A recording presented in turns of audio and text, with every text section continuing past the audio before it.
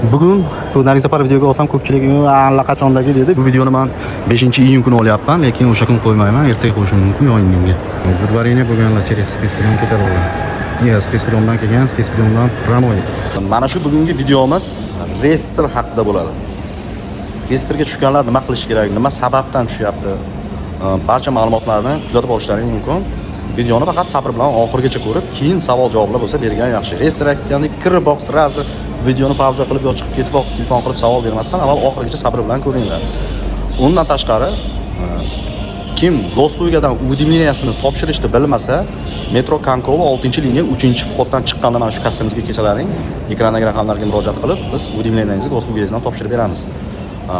Metro 6-liniya 3-vход metro Kankova, metrodan chiqqandayoq 10 metr yurasiz xolos. O'tda yaqin aviakassa bizniki. Va ishonchli aviabiletlarga ham bemalol ekrandagi raqamlarga murojaat qilaverasizlar. Xohlasalaring so'mda ham savdo bor, xohlasalaring rublda ham savdo bor. Bemalol murojaat qilishlaring mumkin. Mir privilegiya promokod 4-7. Albatta O'zbekiston, Tojikistonga pul jo'natinglar. 4-7 promokodi bilan 100 rubldan 1000 rublgacha tejab qolinglar. Albatta ishlatinglar. Videoni o'tkazmasdan oxirigacha ko'ringlar. Reyestr, Amina barcha haqida sizlarga ma'lumot berib o'tamiz.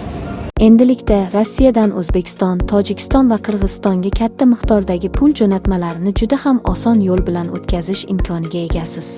Qanday qilib deysizmi? Buning uchun Mir privilegiya ilovasi sizning xizmatingizda. Siz Rossiyadagi eng yuqori miqdordagi pul o'tkazmalarini faqatgina bizda Mir privilegiyada topa olasiz.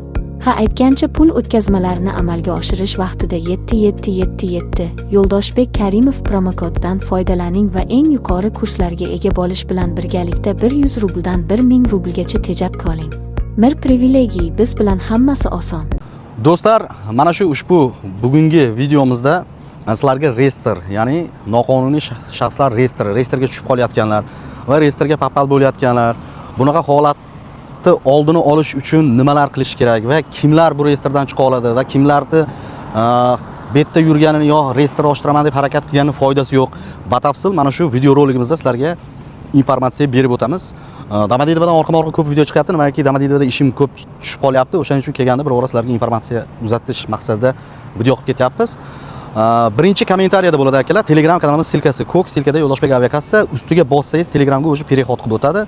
Telegramda tezkor xabar, yangiliklar va ekzaminga tayyorlanadigan programmalar, undan tashqari aviabiletlar narxlari, ko'p ma'lumotlar bilan, tezkor xabarlar bilan tanishib olishingiz mumkin. Albatta birinchi kommentariyada o'tib obuna bo'lib qo'ying va Telegramga Max kanalimizni ham tashlab qo'yganmiz. Maxga ham o'tib, Maxga ham obuna bo'lib qo'yinglar. Undan tashqari Instagram kanalimizga ham albatta obuna bo'lish esdan chiqmasin. Ushbu video sizlar uchun foydali bo'ladi. Sizlar foydali videoni sabr bilan ko'ringlar oxirigacha va videoni podlitsa qilib qo'yinglar, ulashib qo'yinglar yaqinlaringizga.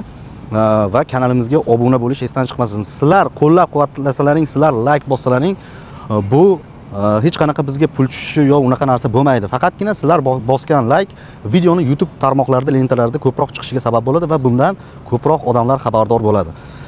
Va promokod 4-7 Mir privilegiya, albatta 4-7 promokod bilan O'zbekistonga pul jo'nating. 100 rubldan 1000 rublgacha tejab qolishingiz mumkin. Assalomu alaykum, bizni kuzatib turgan obunachilarimiz, qadrli vatandoshlarimiz. Do'stlar, bugun aeroport Domodedovoga keldik va shu bahona sizlarga reyestr kontrolyurmi lids, ya'ni noqonuniy shaxslar reyestri haqida juda dolzarb bo'lgan masala haqida sizlarga konkretni bir informatsiya berib o'tmoqchimiz. Eng ko'p oxirgi paytlarda berilayotgan savollar va bo'layotgan qo'ng'iroqlar ham mana shundan iborat. Ya'ni reyestrga tushib qoldim, chegaraga borib kelsam aka ochiladimi deb juda ko'pchilik savol beryapti. Birinchidan to'xtalib o'tamiz. Siz reyestrga tushdingiz. Siz Rossiyaga keldingiz. 1 oydan oshiq patentsiz, patent rasmiylashtirmasdan bu yerda yurdingiz. 3 oy muddatgacha siz reyestrga tushmaysiz. 3 oy muddat o'tgandan keyin chiqib ketishingiz kerak va Rossiya Federatsiyasini tark etishingiz kerak. Ya'ni eslab qolinglar do'stlar, sizlar mana shu yerda hujjatsiz 3 oy yurish huquqiga ega xolossizlar. Haligacha hamma bizga telefon qilib eski qonunni ro'kach qiladi. Ya'ni 90 kun yurib kelib keyin dokument qilsam bo'ladi-ku degan gapni gapiradi.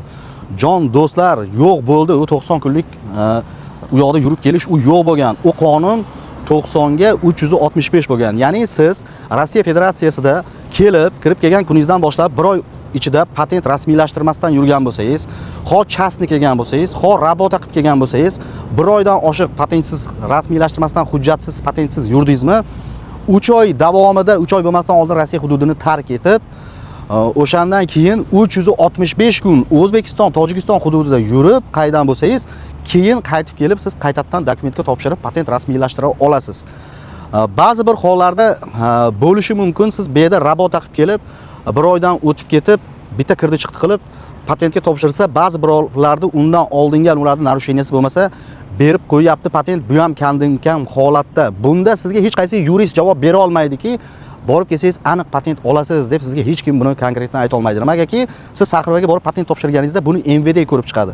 MVD sizni qonunlarda hammasini solishtirib ko'radi. Siz qachon kirib keldingiz, nima qildingiz, nima qo'ydingiz, qanaqa narsa qildingiz, qilmadingiz, unga qarab MVDning решениyani chiqaradi va Saqirova sizga masalan patent beradigan bo'lsa beradi, yo MVDning gapi bilan sizga patentni atmen qiladi, отказ qiladi.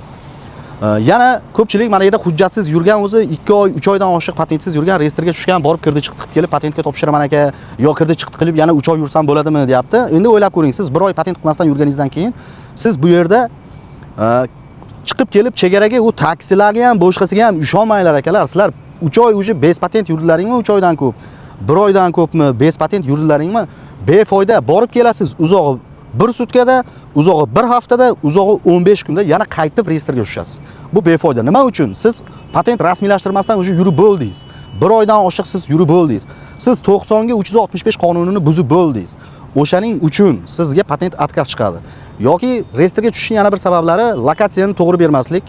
Siz ish joyingizga borganda VPNni o'chirib tashlab emas, VPNni prosta o'chirib qo'yib turib, bir marta soati o'zgarsa bo'ldi, ish joyingizda 1-2 marta shunaqa qiling, yana VPNni yoqib ishlasangiz bo'laveradi. Yotar joyingizga, kvartiraga borganda yana VPNni o'chirib turib 1-2 marta soatini o'zgarsa bo'ldi, lokatsiya berib qo'ying, tamom. U postoyanno mana shu antena berib yurish kerak emas. Ko'pchilik o'yladi, VPNni yoqib olsam, shu to'xtab qoladi o'sha berayotgan antena, keyin men reyestrga tushaman deb o'ylaydi. U unaqa emas, do'stlar. Faqat ish joyida 1-2 marta VPNni o'chirib qo'yib turib, o'chirib tashlab emas, o'chirib qo'yib turib, prosta soati o'zgarsa bo'ldi. 1-2 marta lokatsiya berib qo'ying, uyda ham xuddi shunaqa qilib qo'ying. Hech qanday yotayotganda ham VPNni o'chirib qo'yib, aminaga kirib, aminadan polniy ekrandan tortib tashlamasdan prosta o'rtani bosib chiqib ketib uxlang, tamom. U движение qilsa bo'ldi lokatsiya. U pastiyani mana qilib antena berib yurish shart emas. Ularlar shunaqa deb o'ylaydi uni. U unaqa emas do'stlar. VPNga keyin hech qanaqa shtraf ham yo'q. Keyin patentni vaqtida to'lamasdan o'tkazib yuborish. Ba'zi birlar e'tibor bermayapti hozir Melechevka narsalar aslini olganda NN'ni bitta ikkita harflari xato bo'lib qolib, to'lovlar noto'g'ri ketib, o'shandan tushyapti yoki kelganida e'tibor bermagan migratsioniga pasporti seriyasini raqami bittasi noto'g'ri bo'lib qolgan yoki ism familiyada bitta harf noto'g'ri bo'lib qolgan. O'shalar ham sabab bo'ladi akalar. Mana shuni ham esdan chiqarmanglar. Vaqtida patentni orqasidagi berilgan cheslasidan boshlab 1 oy oldin, 1-2 kun oldin to'lovini qilish kerak. Vaqtida patentni orqasidagi chiqqan berilgan sanadan boshlab 2 oy ichida уведомление, трудовой договор berish kerak. Siz ham berishingiz kerak, ish beruvchingiz ham berish kerak. Ish beruvchim berdi, hammasini qildi, bizga kerak emas ekan degan gapni yig'ishtirib qo'yinglar. O'zlaring ham обязательно topshirishlaring shart. Topshirmasalaring patentlaring kuyadi. Mana shu men yuqorida aytib o'tgan Melechevka narsalar, mana shu narsalardan ko'pchilik tushadi reyestrga. Reyestrga tushmaslik uchun mana shu yuqorida aytib o'tilgan qonun qoidalariga rioya qilinglar va reyestrga tushganlar agar hamma hujjatingiz, hamma narsangiz joyida bo'lsa, o'zingiz yashaydigan hududning MVDsiga murojaat qiling yoki unga ham zaps bo'yicha bo'lish kerak. Zaps kelgungacha siz vaqtingiz o'tib ketadi yoki gosuslugiyangizdan kirib turib, через goslugия MVD o'sha migratsiya отдел MVDsini katta anusi bor, sayti bor, через goslugия kirib turib, o'sha yerdan заявление to'ldirish kerak. Tushunmaganlar shundagilardan telefon qilib so'rasalaring yoki mana shu bizdami kimlardan deb so'rasalaring, biz tushuntirib qo'yamiz sizlarga. O'shandan заявление yo'qsangiz, tezroq 1 oygacha ko'rilib chiqadi. Agar siz ochirit olib MVDga boraman desangiz, u juda cho'zilib ketadi. Xullas shunaqa holat. Videoni o'tkazmasdan kuzatib olinglar. Parking tarafdan juda ko'p video qilganmiz. Parking tarafdan hujjati yo'qlarga moshni yo'llar bor. Undan tashqari mana shu burchakda obloshkasi turibdi. Mana shu videomizni glavniyga kirib, logotipga bosib, videolar bo'limiga o'tib, parking tarafdan hujjatsizlar yo'lni ko'rib olishlaring mumkin. Bu safar biz mana shu taksi chiqib ketayotgan joydan promoy mana shu aeroport ichiga kirib boramiz. Videoni o'tkazmasdan kuzatib olinglar. Sizlar uchun ko'p bo'lsa ham foydali informatsiya, asosiy foydali narsa mana shu yuqorida aytib o'tgan narsalar xolos. Aeroportda prosta ichkarisini ko'rsatib, biror holatlarni ko'rsatib ketamiz. Bizdan uzoqlashmanglar, kanalni kuzatishda davom etinglar. Bugun 5-iyun.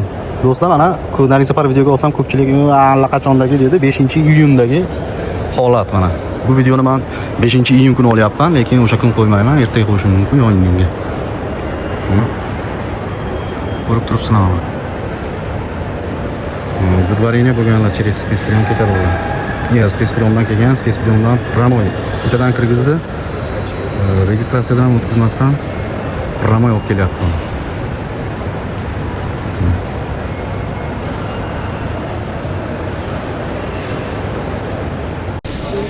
Do'stlar, mana Domodedovo aeroportidamiz. Domodedovo aeroportida ko'rib turibsizlar, Centrum Air aviakompaniyasiga registratsiya ketyapti. Mana hamma turibdi registratsiyada. Bu yo'q, mana tabloda ko'rib turibsiz. Samarqandga 20:45 da uchadi.